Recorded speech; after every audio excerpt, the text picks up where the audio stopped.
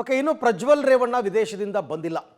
ರೇವಣ್ಣ ಅವರ ಬಂಧನ ಅಂತೂ ಆಯಿತು. ಪ್ರಜ್ವಲ್ ರೇವಣ್ಣ ಬರ್ತಾರೆ ಬರ್ತಾರೆ ಬರ್ತಾರೆ ಅಂತ SIT ಅವರು ಏರ್ಪೋರ್ಟ್ಗಳಲ್ಲಿ ಕಾದಿದ್ದೇ ಕಾದಿತ್ತು.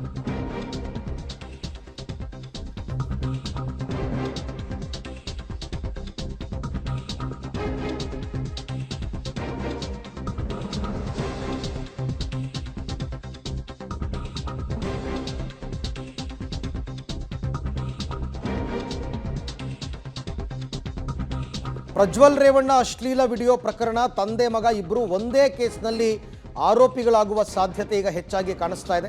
ಸಂಸದ ಪ್ರಜ್ವಲ್ ರೇವಣ್ಣ ವಿರುದ್ಧ ಅತ್ಯಾಚಾರ ಪ್ರಕರಣ ದಾಖಲಾಗಿದ್ದು, ತಂದೆ ರೇವಣ್ಣ ಕಿಡ್ನ್ಯಾಪ್ ಕೇಸ್ನಲ್ಲಿ ಬಂಧನವಾಗಿ SIT ಅಧಿಕಾರಿಗಳ ಕಸ್ಟಡಿಯಲ್ಲಿದ್ದಾರೆ. ರೇವಣ್ಣ ಕಿಡ್ನ್ಯಾಪ್ ಮಾಡಿದ್ದರೂ ಎನ್ನಲಾದ ಸಂತ್ರಸ್ತೆಯನ್ನು ಪತ್ತೆ ಮಾಡಿರ್ತಕ್ಕಂಥ SIT ಅಧಿಕಾರಿಗಳು ಸಂತ್ರಸ್ತ ಮಹಿಳೆಯ ಹೇಳಿಕೆಯನ್ನು ಪಡ್ಕೋತಾ ಇದ್ದಾರೆ. ಸಂತ್ರಸ್ತ ಮಹಿಳೆಯನ್ನು ರೇವಣ್ಣ ಕಿಡ್ನ್ಯಾಪ್ ಮಾಡಿದ್ದರ ಹಿಂದಿನ ಕಾರಣ ಹಾಗೂ ಕಿಡ್ನ್ಯಾಪ್ ಮಾಡಿದಾಗ ನಡೆದುಕೊಂಡಂತಹ ರೀತಿ, ಇದರ ಬಗ್ಗೆ SIT ಅಧಿಕಾರಿಗಳು ಕಿಡ್ನ್ಯಾಪ್ ಆಗಿದ್ದ ಸಂತ್ರಸ್ತೆಯ ಬಳಿ ಮಾಹಿತಿಯನ್ನು ಪಡ್ಕೋತಾರೆ.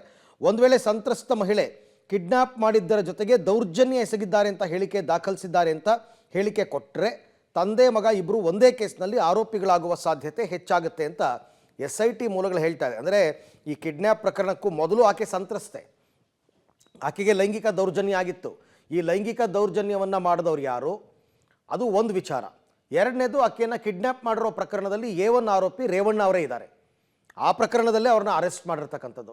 ಹಾಗಾಗಿ ಎರಡು ತಂದೆ ಮಗ ಇಬ್ಬರೂ ಕೂಡ ಒಂದೇ ಪ್ರಕರಣದಲ್ಲಿ ಆರೋಪಿಗಳಾಗುವಂತಹ ಎಲ್ಲ ಸಾಧ್ಯತೆಗಳು ಈ ಪ್ರಕರಣದಲ್ಲಿ ಕಂಡು ಬರ್ತಾ ಇದೆ. ಇದು KR ನಗರದಲ್ಲಿ ದಾಖಲಾಗಿರ್ತಕ್ಕಂಥ ಕೇಸ್. ಸಂತ್ರಸ್ತೆಯನ್ನು ಈಗಾಗಲೇ ರಕ್ಷಣೆ ಮಾಡಿದ್ದಾರೆ. ಸಂತ್ರಸ್ತೆಯ ಹೇಳಿಕೆಯನ್ನು ಪಡ್ಕೋತಾ ಇದ್ದಾರೆ. ಆಕೆಯ ಹೇಳಿಕೆಯ ಮೇಲೇ ಈಗ ರೇವಣ್ಣ ಅವರ ಜಾಮೀನು ಕೂಡ ನಿರ್ಧಾರವಾಗುತ್ತೆ, ಕೊಡಬೇಕಾ ಬೇಡವಾ ಅಂತನ್ಬಿಟ್ಟು. ಇನ್ನು ಪ್ರಜ್ವಲ್ ರೇವಣ್ಣ ಬಂದ ನಂತರ ಆತನಿಂದ ಈ ಸಂತ್ರಸ್ತೆಗೆ ಯಾವ ರೀತಿ ಕಿರುಕುಳ ಉಂಟಾಗಿತ್ತು, ದೌರ್ಜನ್ಯ ಆಗಿತ್ತು, ಇದೆಲ್ಲದರ ಬಗ್ಗೆ ಕೂಡ ಮಾಹಿತಿಯನ್ನು ಪಡ್ಕೋತಾರೆ.